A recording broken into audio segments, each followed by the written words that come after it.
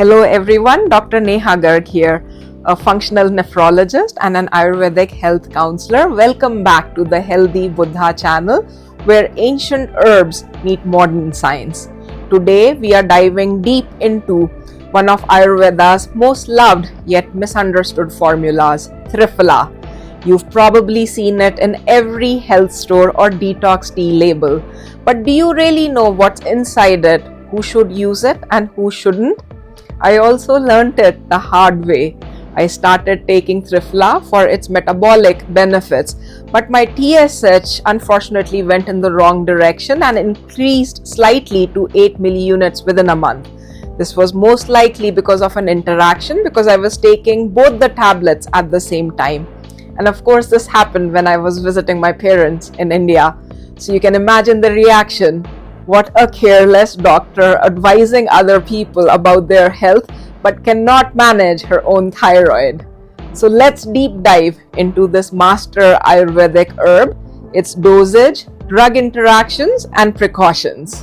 What is Triphala? Triphala literally means three fruits. It is a combination of the fruit pulp or rind of Amlaki, Bibitaki, and Haritaki plants, three ancient fruits which when combined in a particular combination become synergistic in their medicinal effect, meaning that their medicinal potency goes up with the combination of the fruits as compared to their individual effects alone. Lab studies have shown that this combination contains antioxidants, polyphenols, and natural laxatives that support gut cleansing, liver function, eye health, and metabolic health. Ayurvedic texts, they describe Triphala as tridoshik, meaning that it balances all the three functional bioenergies of the body, the Vata, the Pitta, and the Kapha. It is a herb which is very effective for chronic constipation, sluggish digestion, leaky gut, colon health, gum disease or oral health, for metabolic balance in those with obesity, insulin resistance, and diabetes. It is a powerful eye tonic and helpful in those with diabetic retinopathy, and in some studies has been shown to defer cataracts. Let's look at its three ingredients and break it down fruit by fruit. Number one is Amla or Amlaki or Indian gooseberry. This is cooling and Pitta pacifying. Amla nourishes the tissues, enhances ojas or vital energy. It supports skin and eye health and skin regeneration. Modern research shows that Amla is rich in vitamin C, gallic acid, and ellagic acid. Amla has strong antioxidant, anti-inflammatory, and regenerative effects. A Journal of Ethnopharmacology review in 2019 found improvements in lipid and glucose metabolism. However, excess may aggravate cold symptoms or dryness in Vata predominant people. Second is Bibitaki or Terminalia bellerica. It acts as a detoxifier and a mucolytic agent, which means it clears the excess kapha or mucus, supporting the lungs and the liver health. Modern research shows it contains tannins and lignans that help in lowering cholesterol and exhibit antimicrobial activity. However, being a mild laxative, it can make diarrhea worse during an acute infection and in those with inflammatory bowel disease. Third is Haritaki or Terminalia chebula. It is known as the king of medicine in Ayurveda and is a Rasayana herb which can be safely taken on a daily basis for daily detox and rejuvenation. It balances Vata, improves digestion, and promotes regular elimination. Modern research shows that this is rich in chebulinic acid and flavonoids shown to protect liver and improve gut motility. However, it should be avoided during dehydration, breastfeeding, active diarrhea, as it may overstimulate the intestines. Let's look at their synergistic effect next. Each fruit supports a different organ system. Haritaki tones the gut and colon. Bibitaki detoxifies the liver and the lungs. And Amlaki or Amla cools the stomach, the liver, and improves cellular repair in skin and in the eyes. When combined, their actions are synergistic. Haritaki clears, Bibitaki purifies, and Amla rebuilds or regenerates.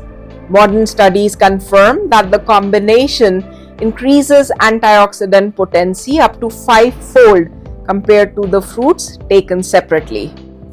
Lastly, we will look at the safety profile, interactions, and dosage. Triphala is best taken at bedtime, about 1 teaspoon powder in warm water or 1 to 2 capsules with water. Those with severe constipation should take it daily for 2 or 3 months till the symptoms get better. For regular maintenance, you should take it as needed or maximum up to 2 or 3 times in a week, but not on a daily basis. Triphala should not be taken on a long-term basis and can lead to worsening of Vata imbalance if taken for a long duration. Here are some other drug interactions that you should know about. Animal studies have shown that Triphala has a mild inhibitory effect on the cytochrome P450 enzyme system in the liver, the same pathway that metabolizes some common prescription medications, meaning that high doses of Triphala could increase the blood levels of certain medicines like statins, anti-seizure medicines, certain antibiotics, and some other medicines like transplant medications. Triphala also contains tannins, which can bind minerals like iron, calcium, magnesium, and also the thyroid medicine and corticosteroids. So best to take Triphala at bedtime when you're not taking any other vitamin supplement or thyroid medicine.